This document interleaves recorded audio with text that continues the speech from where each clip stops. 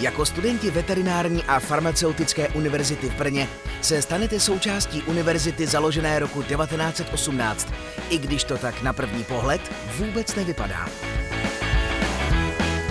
Jako studenti můžete v moderním areálu studovat v 6letém a v 5letém magisterském studiu nebo ve 3letém bakalářském a navázat 2letým magisterským studiem, případně dále pokračovat ve studiu doktorském. Zdá se vám to málo?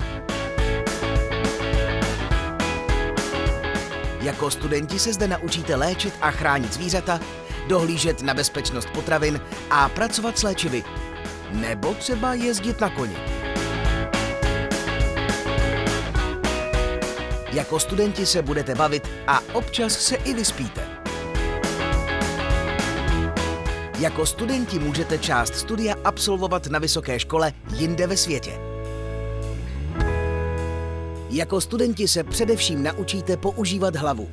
Když jdete po ulici, sedíte na přednášce, vyšetřujete zvířata, kontrolujete potraviny nebo vydáváte léky, to vám garantujeme.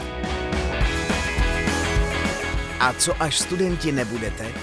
Jak jistě sami víte, kvalitní absolventi Veterinární a farmaceutické univerzity Brno jsou žádáni a rozhodně se nemusí obávat nedostatku práce. Těšíme se na vás.